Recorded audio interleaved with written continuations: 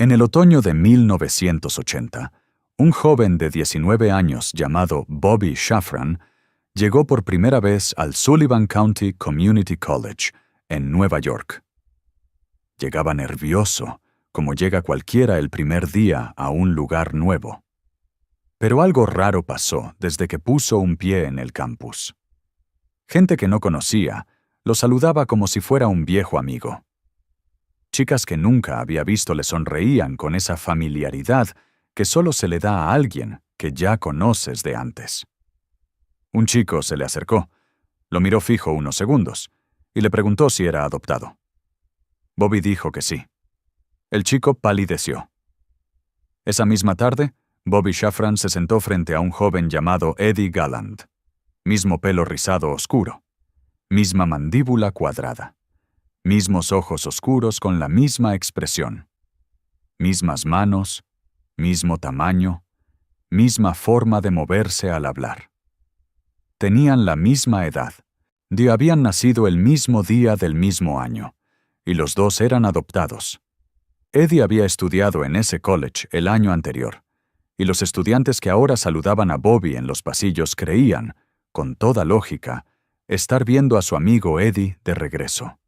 Eran gemelos, separados al nacer, y acababan de encontrarse por accidente a los 19 años, en el pasillo de un college comunitario del estado de Nueva York.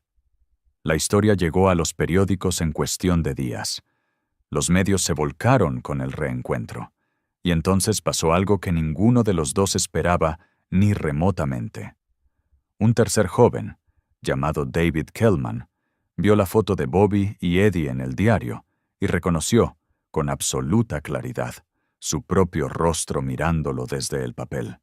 3 gemelos idénticos, separados al nacer sin saberlo, reunidos por pura casualidad 19 años después. El mundo entero lo celebró. Los medios los adoraron. Salieron en los programas de televisión más vistos del país. Abrieron un restaurante juntos en Manhattan que se convirtió en un lugar de moda. La gente los paraba en la calle para tomarse fotos. Eran el milagro más bonito y más improbable que había producido Nueva York en años. 3 jóvenes idénticos, 3 historias separadas que de repente se volvían una sola. Pero quédate conmigo un momento, porque hay algo que los periódicos no contaron en 1980, algo que los propios trillizos tardaron décadas en descubrir. Y cuando lo descubrieron, el cuento más bonito del año se convirtió en algo muy difícil de nombrar con una sola palabra. Llevé semanas revisando esta historia. Documentos judiciales, entrevistas de archivo, el testimonio directo de los sobrevivientes, investigaciones periodísticas publicadas a lo largo de 4 décadas. Lo que voy a contar está basado en hechos documentados, aunque algunas partes permanecen selladas deliberadamente hasta hoy. Y eso, como vas a ver, es parte de todo. Empecemos desde el principio.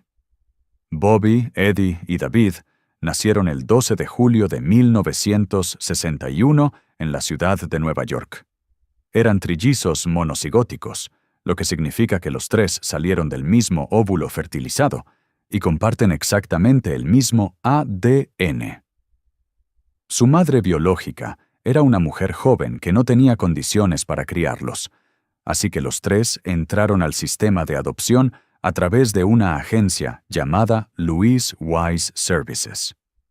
Por décadas fue la institución de adopción judía más importante del noreste de los Estados Unidos. Una agencia con reputación impecable, con décadas de historia, y con el respaldo de las comunidades más influyentes de la ciudad. Las 3 familias que adoptaron a los bebés no sabían nada unas de otras. Cada una recibió a un niño y creyó que era un hijo único. La agencia no dijo nada sobre los hermanos que existían en otros hogares. Los padres adoptivos firmaron sus papeles, llevaron a sus bebés a casa y empezaron sus vidas sin imaginar que en otros 2 apartamentos de Nueva York, ese mismo día, otras 2 familias hacían exactamente lo mismo con bebés que eran carne de la misma carne. Eso por sí solo, ya cuesta entender. La decisión deliberada de separar a trillizos, de no decirles la verdad a las familias, de borrar un vínculo biológico que ningún documento puede realmente borrar. Pero lo que viene después convierte esta historia en algo completamente distinto. Las tres familias tenían perfiles socioeconómicos cuidadosamente distintos entre sí. Bobby Shafran fue adoptado por una familia de clase alta. Su padre era médico. David Kellman llegó a una familia de clase media. Eddie Gallant fue a parar a una familia de clase trabajadora. Tres bebés idénticos. Tres entornos económicos y culturales completamente diferentes. El mismo punto de partida biológico. Tres mundos distintos. Y alguien estaba tomando nota de todo eso desde el principio. Cuando Bobby, Eddie y David eran apenas bebés de pocos meses, un hombre llamado Peter Neubauer comenzó a aparecer en sus vidas, aunque ellos no podían saberlo. Neubauer era psiquiatra. Había nacido en Austria en 1913. Había llegado a los Estados Unidos huyendo del nazismo en Europa. Y para 1961 dirigía el Centro de Salud Mental Infantil de Nueva York. Era un hombre respetado en su campo, influyente, bien conectado con las instituciones académicas y médicas de la ciudad. Y tenía una pregunta que llevaba años queriendo responder de forma definitiva. La pregunta era, en el desarrollo de un ser humano, ¿qué pesa más? ¿La genética con la que nace o el ambiente donde crece? Los científicos llevaban décadas discutiéndolo sin llegar a un acuerdo. Lo que los anglosajones llaman nature versus nurture, naturaleza contra crianza. ¿Somos más el resultado de lo que traemos en el ADN o de lo que nos rodea mientras crecemos? Era el debate más antiguo de la psicología del desarrollo, y seguía sin una respuesta clara porque era casi imposible diseñar un experimento que lo respondiera con precisión. Neubauer creyó haber encontrado la forma perfecta de hacerlo. La respuesta estaba en los gemelos idénticos.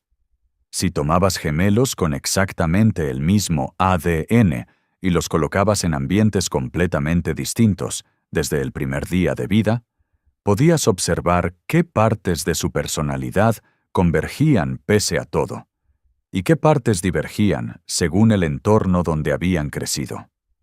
Era, en teoría, el experimento más limpio que la ciencia del comportamiento humano podía diseñar. El problema era el consentimiento. Ningún padre aceptaría voluntariamente separar a sus hijos gemelos para convertirlos en sujetos de estudio. Ninguna madre firmaría ese papel. El experimento solo podía funcionar si nadie lo sabía. Y Louis Wise Services le proporcionó exactamente eso. La naturaleza precisa del acuerdo entre la agencia y el equipo de Neubauer sigue siendo materia de debate. Lo que sí está documentado es que durante años, bebés gemelos y trillizos dados en adopción a través de Louis Wise Services fueron separados de forma sistemática y colocados en familias de distintos perfiles socioeconómicos. Y durante los años que siguieron al nacimiento, investigadores vinculados al proyecto llegaban a esas casas con regularidad. Llegaban, hacían preguntas a los padres sobre el desarrollo del niño, filmaban a los pequeños jugando, aplicaban tests psicológicos, observaban, registraban, y se iban con sus notas y sus grabaciones sin explicar jamás cuál era el verdadero propósito de esas visitas. Las familias adoptivas, según testimonios recogidos décadas después, asumieron que era el seguimiento rutinario que la agencia de adopción hacía con todos sus casos. Nadie les dijo que formaban parte de un experimento. Pues nadie les dijo que en otras casas de la ciudad había niños idénticos a los suyos, siendo observados con la misma frecuencia y el mismo secreto. Bobby, Eddie y David crecieron sin saber que tenían hermanos, sin saber que alguien los observaba, sin saber que sus primeros pasos, sus primeras palabras, sus miedos y sus alegrías eran anotados en cuadernos que nunca iban a poder leer. Cuando Bobby llegó al campus en 1980 y encontró a Eddie, el experimento llevaba 19 años corriendo en silencio. El reencuentro fue completamente inesperado. Nadie lo orquestó. Fue un accidente puro, una de esas coincidencias que la realidad produce a veces y que ningún escritor habría podido planear con tanta precisión. La alegría fue real. La confusión inicial fue real. Y el asombro de los tres cuando se vieron juntos por primera vez, y a los tres en la misma habitación, fue algo que quienes estuvieron presentes describen como un momento sin ningún referente posible. Pasaron días enteros juntos, descubriendo cuántas cosas compartían sin haberlas aprendido juntos. Los tres fumaban la misma marca de cigarrillos, Marlboro. Los tres habían practicado lucha libre en sus años de preparatoria. Los tres tenían debilidad por mujeres mayores que ellos. Compartían gestos precisos, maneras específicas de reír, formas de mover las manos al hablar, posturas corporales. Cosas que nadie les había enseñado porque habían crecido en casas distintas, con padres distintos, en barrios distintos, rodeados de personas distintas. La genética, decían quienes los observaban en esa época, era una fuerza imposible de ignorar. Pero también había diferencias, y algunas eran más perturbadoras que las similitudes. Eddie, el que había crecido en la familia de clase trabajadora, era el más intenso de los tres, el más impulsivo, el que tenía altibajos emocionales más pronunciados. Quienes lo conocieron hablan de un joven con una energía que no siempre encontraba cómo canalizarse. En algunos momentos era pura alegría desbordante. En otros era algo más oscuro y más difícil de seguir desde afuera. Los tres se volvieron inseparables durante un tiempo. El restaurante que abrieron juntos en Manhattan, llamado Triplets, se convirtió en un lugar de moda. La gente iba especialmente a verlos. Los medios seguían atentos a cualquier cosa que hicieran. Eran una historia que el mundo quería que fuera permanentemente feliz. Pero las vidas reales no son así. Pues si esta historia tenía una capa que todavía no había salido a la superficie. Uno de los periodistas que cubrió el reencuentro en 1980 siguió tirando del hilo mucho después de que el resto pasara a otra noticia. Se llamaba Lawrence Wright, que años después ganaría el premio Pulitzer por su trabajo periodístico. Wright descubrió que Bobby, Eddie y David no eran el único caso. Había más gemelos separados deliberadamente a través de Louis Wise Services. Gemelos que tampoco sabían que tenían un hermano idéntico en algún lugar de la ciudad. Gemelos que también habían recibido la visita de investigadores durante su infancia sin entender para qué. Gemelos que habían crecido con la sensación vaga de que algo les faltaba, sin poder ponerle nombre a ese hueco, y todos apuntaban hacia el mismo nombre: Peter Neubauer. Cuando la información sobre el experimento empezó a filtrarse, cuando Bobby y David comenzaron a entender lo que realmente había ocurrido con sus vidas desde el primer día, la reacción fue difícil de describir con precisión. Había rabia, había confusión, había algo parecido a náusea que viene de entender que algo que creías completamente tuyo, tu propia infancia, tu propio desarrollo, tenía una capa que otros habían planeado sin consultarte. Y estaba la pregunta que ninguno podía dejar de hacerse: ¿cuánto había afectado esa separación a cada uno de ellos? Eddie Galland, según los relatos de quienes lo conocieron de cerca, cargaba con algo que no terminaba de encontrar salida. El mundo que lo había celebrado como parte del trío más famoso de Nueva York no veía lo que había debajo de esa alegría tan visible en las fotos. En 1995, de 15 años después del reencuentro que el mundo había celebrado, Eddie Galland se quitó la vida. Tenía 33 años, Dejaba esposa y una hija pequeña. Sus hermanos nunca han hablado públicamente de ese momento con mucho detalle. Hay territorios que no se pueden narrar desde afuera, y ese es uno de ellos. Pero sí han dicho, en distintas entrevistas a lo largo de los años, que la muerte de Eddie los partió de una manera que no tiene palabras adecuadas. Y que la pregunta que les quedó dando vueltas, la pregunta que ningún psiquiatra, ni ningún juez, ni ningún archivo sellado puede responder con certeza, es si lo que Eddie cargaba tenía alguna relación con lo que le habían hecho desde bebé. Si separarlo de sus hermanos, de las dos únicas personas en el mundo con quienes compartía hasta el último rincón de su biología, te había dejado una herida en algún lugar que los años y los reencuentros y los abrazos no habían alcanzado a sanar del todo. Esa pregunta no tiene respuesta, y eso es parte de lo que hace tan pesada esta historia. Después de la muerte de Eddie, Bobby y David siguieron buscando respuestas. Querían saber exactamente qué había registrado Neubauer durante todos esos años. Querían leer los archivos. Querían saber qué habían aprendido, qué datos habían extraído de sus infancias sin pedirles permiso a nadie. Peter Neubauer murió en 2008 sin haber publicado los resultados del estudio. Nunca explicó públicamente por qué tomó esa decisión. En algunas entrevistas de sus últimos años, defendió el valor científico del trabajo, pero se negó a entrar en detalles sobre los métodos. Sus archivos completos, todas las filmaciones, no todos los tests psicológicos, todas las notas de décadas de observación, fueron donados a la biblioteca de la Universidad de Yale. Con una condición: que no pudieran abrirse hasta el año 2065. Bobby y David tardaron un momento en procesar lo que eso significaba. Sus vidas, los datos de sus propias vidas, estaban sellados en cajas que ellos no podían abrir.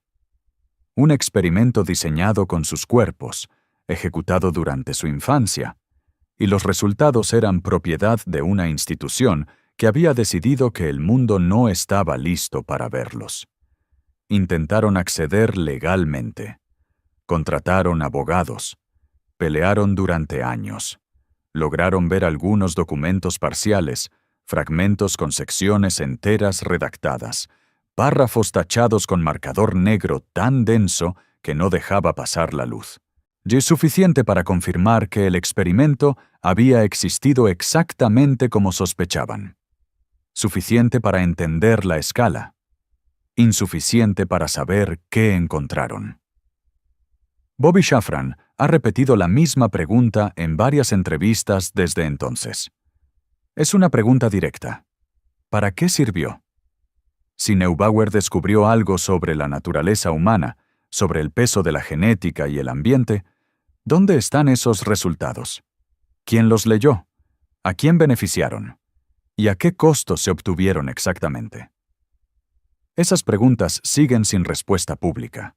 Lo que sí se sabe es que Louis Wise Services cerró definitivamente en 2004. Que varios de los gemelos separados por la agencia se encontraron de maneras similares, algunos por accidente puro, no otros gracias a la búsqueda que Bobby y David iniciaron cuando entendieron la magnitud de lo que había ocurrido. Que algunos de esos reencuentros llegaron demasiado tarde, porque el hermano que buscaban había muerto años antes sin saber que existían, y que ninguno de ellos, en ningún momento, había dado su consentimiento para ser parte de un experimento. En 2018 se estrenó el documental Three Identical Strangers. En español circuló como Tres gemelos desconocidos. Fue un éxito de crítica y de público. Quienes lo vieron hablan de salir de las salas en silencio, de necesitar un momento antes de poder hablar. De una historia que empieza como un cuento bonito y va doblando hacia algo que no esperabas encontrar ahí, el documental abrió un debate que sigue activo en foros de bioética y de derechos humanos. El debate sobre los límites de la investigación científica, sobre quién tiene autoridad para decidir qué vidas son datos y cuáles no, sobre el consentimiento, que en este caso nunca existió porque los sujetos eran bebés que no podían consentir nada, y sus padres fueron deliberadamente mantenidos en la oscuridad. Neubauer y sus colaboradores nunca fueron procesados. La legislación estadounidense de la época no contemplaba lo que habían hecho como un delito claro. Hubo investigaciones internas. Hubo presión pública. Pero ninguno de los responsables enfrentó consecuencias legales formales. Los argumentos que se usaron para defender el experimento eran los de siempre. Que la ciencia del comportamiento humano necesita metodologías difíciles, que el conocimiento obtenido podía beneficiar a generaciones futuras, que los estándares éticos de 1961 eran distintos a los de hoy. Eso último es verdad en parte. Pero lo que también es verdad es que Neubauer sabía que lo que hacía era controvertido. Lo sabía porque nunca lo publicó. Porque guardó todo en cajas selladas durante décadas. Porque le puso una fecha de apertura de 2065 a sus archivos. Un investigador convencido de que su trabajo es éticamente sólido no esconde los resultados durante más de un siglo. Esa decisión dice más que cualquier entrevista. Bobby Shafran y David Kellman siguen vivos. Tienen más de 60 años. Han seguido hablando de esta historia en entrevistas, en conferencias, en foros de bioética. Han empujado para que Yale abra los archivos antes de tiempo. Hasta ahora, la universidad no ha cedido. Pienso en Bobby Shafran en ese campus en el otoño de 1980. El joven nervioso que llegaba el primer día a un lugar nuevo. La gente que lo saludaba por un nombre que no era el suyo.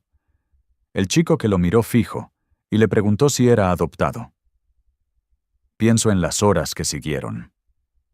Bobby y Eddie, sentados frente a frente por primera vez, mirándose, sin saber cómo llamar a lo que estaban sintiendo.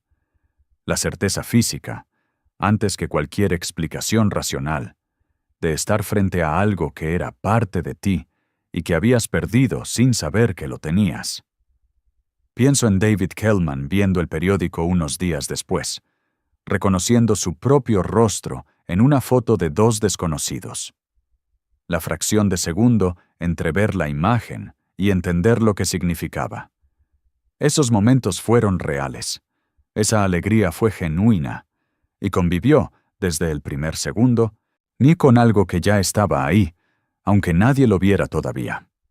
El hecho de que ese encuentro era la prueba más clara de que alguien los había separado a propósito. La historia de los trillizos no es únicamente una historia sobre un experimento. Es una historia sobre lo que pasa cuando las instituciones tratan a los seres humanos como variables. Cuando el interés científico borra el nombre de las personas y pone en su lugar un número de sujeto. Cuando alguien decide, desde una posición de poder, que el conocimiento que pueden producir unas vidas vale más que el derecho de esas vidas a conocer su propia verdad. Eso ocurrió. Ocurrió en Nueva York, en la segunda mitad del siglo XX, en un país con universidades de primer nivel y regulaciones en constante desarrollo. Ocurrió con el respaldo silencioso de una agencia de adopción respetada. Ocurrió con el conocimiento de instituciones académicas que prefirieron no hacer preguntas incómodas, y los archivos que podrían explicar exactamente cómo y por qué siguen cerrados. Guardados en cajas en la biblioteca de Yale, esperando una fecha que ninguno de los tres jóvenes que corrieron a abrazarse en 1980 verá llegar. Eddie Galland ya no puede esperar. Murió a los 33 años, dejando atrás una hija y dos hermanos que todavía buscan respuestas. Lo que él hubiera querido saber, lo que les quitaron el derecho de saber a tiempo, sigue sellado bajo llave a nombre de la ciencia. Bobby y David siguen esperando. Siguen preguntando. Siguen siendo, décadas después del reencuentro más celebrado de Nueva York, Dos personas que saben que su historia tiene una parte que otros decidieron que no les pertenecía. Eso es lo que les robaron. No los datos, la verdad de sus propias vidas. Hay algo que me parece importante decir antes de cerrar, y tiene que ver con el contexto más amplio de lo que ocurrió. Peter Neubauer no actuó solo. Un experimento de esa envergadura, que duró 19 años y abarcó múltiples familias en distintas partes de la ciudad, requería financiamiento, requería personal capacitado, requería el silencio activo de varias instituciones. La agencia de adopción, los investigadores que visitaban las casas, los administradores que archivaban los datos, los financiadores que costeaban el proyecto.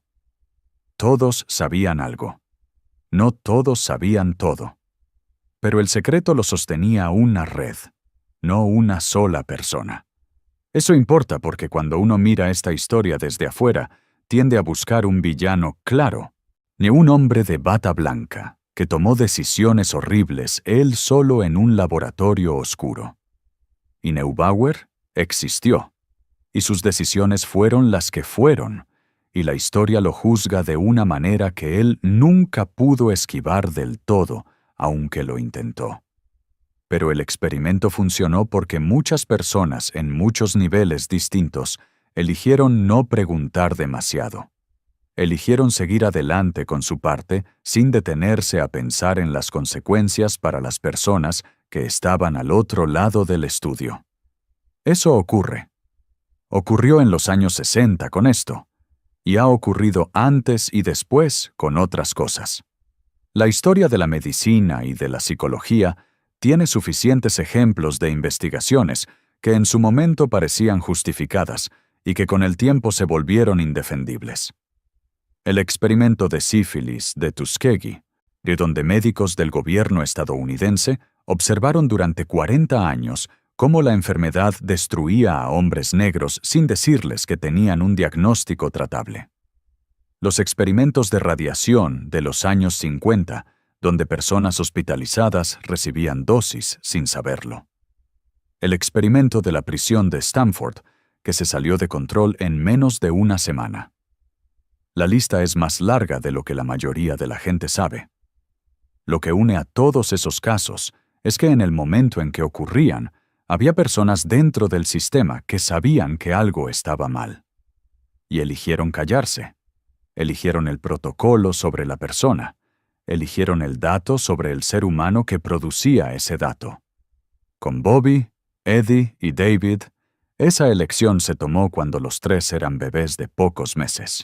Cuando Eddie lloraba en su cuna de una familia de clase trabajadora en Queens, y Bobby lloraba en su cuna de una familia acomodada en Long Island, y David lloraba en su cuna en algún punto intermedio de la ciudad, y ninguno de los tres sabía que a 2 lugares de distancia había alguien que era exactamente ellos mismos, llorando en otra cuna, por los mismos motivos que él no podía todavía articular. Eso es lo que los separaron. Eso es lo que decidió alguien que tenía la autoridad de una agencia de adopción y la justificación de un proyecto científico. El debate sobre lo que Neubauer descubrió, sobre si el experimento produjo algún conocimiento real y valioso, es un debate que los especialistas en psicología del desarrollo llevan décadas teniendo.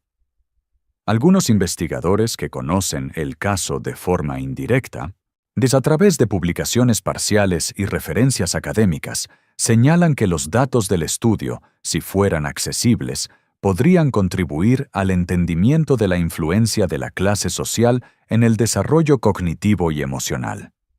Otros señalan que cualquier dato producido en esas condiciones está contaminado por la violación ética que lo generó, y que publicarlo sería en cierta forma premiar el método. Bobby Shafran tiene una opinión al respecto que ha expresado con mucha claridad, que si el experimento produjo resultados que valen algo, esos resultados les pertenecen a ellos. Que no es posible separar los datos de las vidas que los generaron. Que cualquier conocimiento que Neubauer haya obtenido de observar a Eddie y a David y a él Durante 19 años, tiene sus nombres escritos encima, aunque no aparezcan en ninguna publicación. No, eso es difícil de refutar. Y mientras los archivos de Yale sigan cerrados, mientras los documentos tachados con marcador negro sigan siendo la única ventana parcial a lo que ocurrió, Bobby y David van a seguir siendo personas que conocen el resumen de su propia historia, pero no tienen acceso al texto completo. Pienso mucho en la hija de Eddie, que hoy tiene alrededor de 30 años, que creció sabiendo que su padre había sido parte de algo que nadie le supo explicar del todo, que carga con una historia que empieza antes de que ella naciera, en una agencia de adopción que ya no existe, en el despacho de un psiquiatra que murió sin publicar nada. Pienso en lo que significa crecer con ese peso. De saber que tu padre formó parte de un experimento que nadie puede explicarte completamente, porque las respuestas están en cajas que no se pueden abrir hasta que tú también hayas muerto. Eso es lo que dejó Peter Neubauer. No un legado científico visible. Una deuda que nadie ha pagado todavía. Y que en 2065, cuando los archivos se abran por fin, quizás ya no quede nadie que pueda reclamarla. Bobby Shafran dijo en una entrevista hace algunos años una cosa que me quedó grabada. Dijo que a veces piensa en el momento en que encontró a Eddie ese día en el campus y que lo que siente todavía, después de todo lo que vino después, es gratitud. Gratitud por ese accidente. Gratitud por haber llegado ese día a ese college, por haber cruzado ese pasillo, por haber sido reconocido por alguien que lo conocía sin conocerlo. Os dijo que si no hubiera ocurrido ese accidente, si nunca se hubieran encontrado, habrían vivido y muerto sin saber la verdad. Y que aunque la verdad doliera, aunque la verdad trajera consigo todo lo que trajo, seguía prefiriendo saberla. Eso también es parte de esta historia. Que la verdad, aunque llegue tarde y venga cargada de cosas que duelen, sigue valiendo la pena. Que Bobby y Eddie y David, en ese pasillo de 1980, sin saber nada de lo que vendría después, tomaron sin saberlo la decisión de encontrarse. Y esa decisión, aunque no fue suya sino de la casualidad, cambió todo lo que siguió, para bien y para mal, pero sobre todo, para siempre.